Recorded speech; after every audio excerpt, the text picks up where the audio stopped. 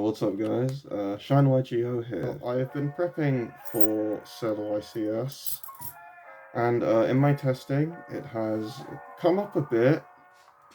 Quite annoying engine that is currently dominating the format at the moment, and so I just wanted to make a video because I'm just gonna rant at this point about this engine. I'm sick and tired of it, as I'm sure a lot of you are as well.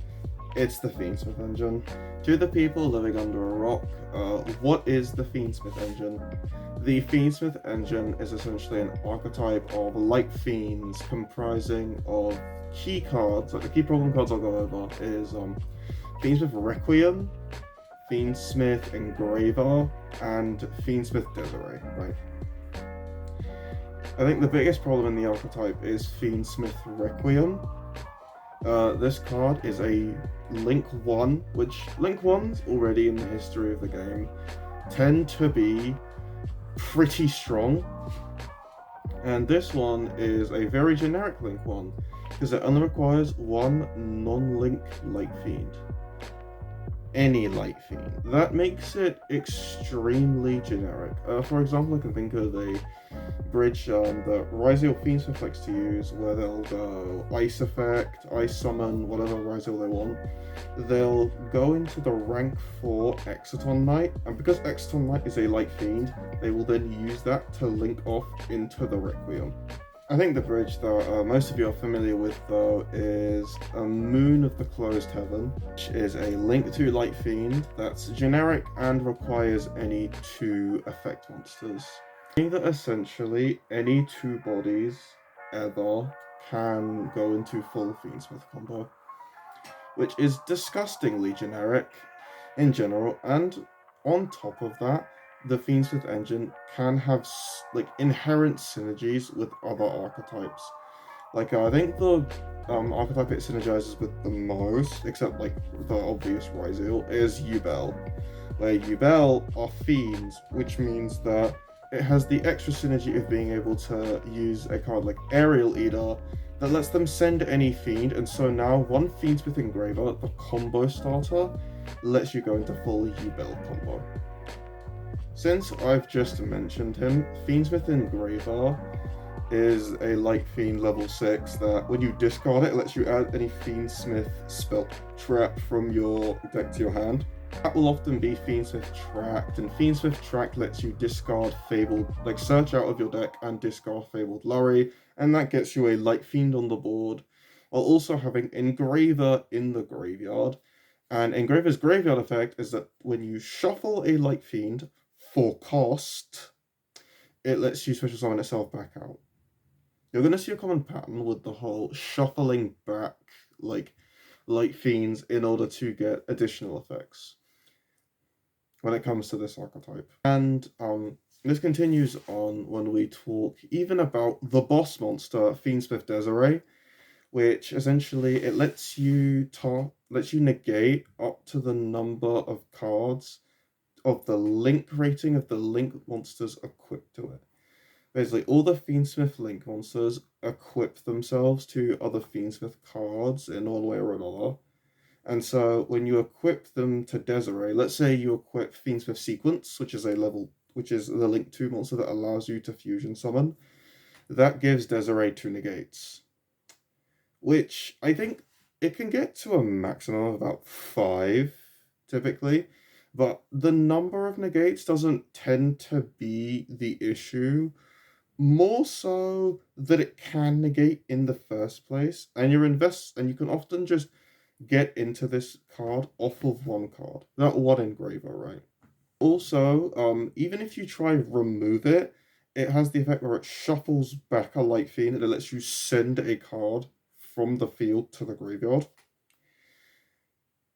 Yeah, so Fiendsmith Desiree is just such a good card. And also, because for some reason, I don't know why, Requiem doesn't specify like any level sort of restriction. So you could use Fiendsmith Desiree to go into the Link 1, using your boss monster to go into the combos, like Extender, Starter, whatever you would call Fiendsmith Requiem.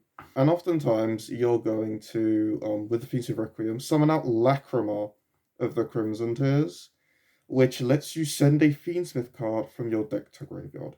So essentially, the engine recycles itself by shuffling back all its cards into the deck for like the stuff like the graveyard effect of Desiree and the graveyard effect of Engraver. And then you get to just summon them back out again with Requiem, and Lacrima lets you send them from deck to graveyard. So it's a very recursive engine that doesn't actually take that much space in your main deck. It'll take like a fair bit in your extra deck, that's pretty committal, but in terms of your main deck, if you access one piece of the engine, you've basically accessed all of it. And I think that that's not very healthy card design, because essentially you can play a mini Fiendsmith package that gives you quite a lot for such little investment.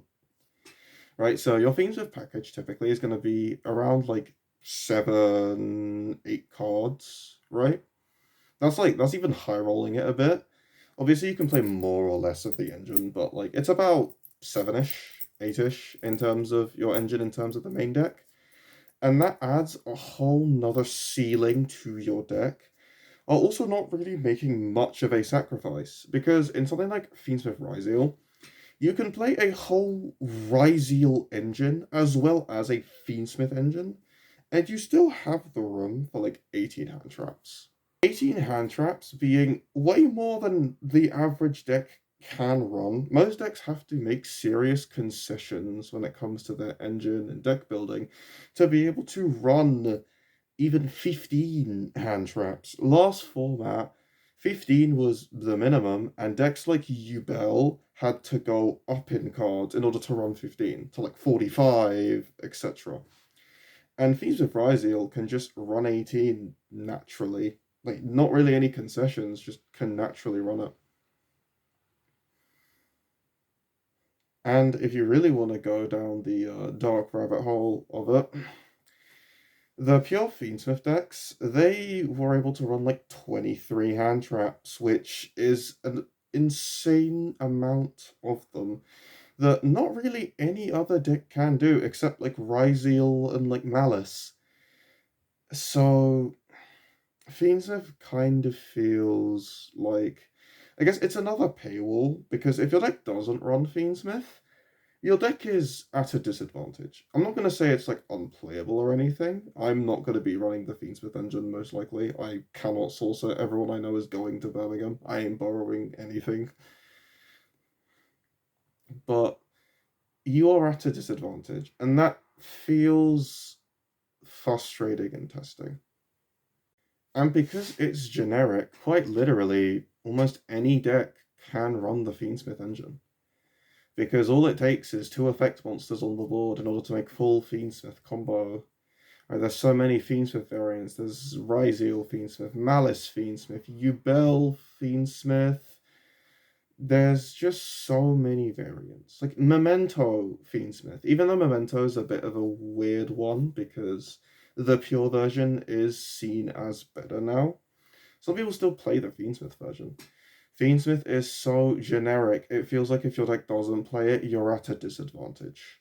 That doesn't feel the best, especially with so many things in like competitive Yu-Gi-Oh! Being such a massive barrier to entry, Molchamis, like the Dominus traps, Ryzeal and Malice in general being the 2 best decks, kind of with barely any real competition. It just sucks to play against. And I think hopefully they're gonna hit the engine, because it simply does way too much for such little like investment in terms of your main deck.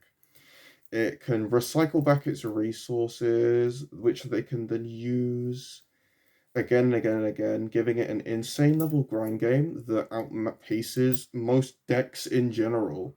So if Konami is watching, which they definitely aren't, please hit this engine in some way. It's unfun to play against, and while yes, there's counterplay, yes, there's Bestials, yes, there's Dimension Shifter, it doesn't feel the best to play against. And it promotes really unhealthy deck building by encouraging people to basically run a bunch of hand traps and shove in this small Fiendsmith package into their deck. And it's rewarding, because in the end, you're not really losing anything. You're gaining far more from adding a Fiendsmith package than not running one. I think in terms of like ban list hits, they'll probably hit Fiendsmith Engraver to 1. I'm not sure if they will ban Fiendsmith Requiem. I think it might be for the best that they do, because that card is very good, and if they do ban it, it could force, if you're going to play a Fiendsmith deck, it could force you to have to play way more committal in terms of like how many Fiendsmiths you're running, everything like that, right? Because the problem with the deck is inherently that you get way too much out of it for what little you put in, right? So if you're going to run a Fiendsmith deck, you're going to run the whole 9 yards. At least that's what I want them to do. But yeah. And that's the video.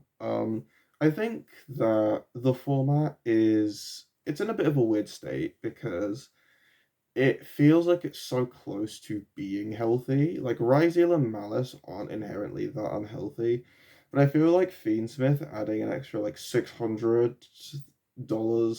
in America, and like what about another like 400 in pounds in terms of GBP to the format kind of just feels like really bad, especially when it like you can feel the difference between a deck that uses Fiendsmith and a deck that can't. But that's enough of me rambling. Subscribe to the channel if you want to see more of me and my content, I guess, and leave a like and comment. Shine out.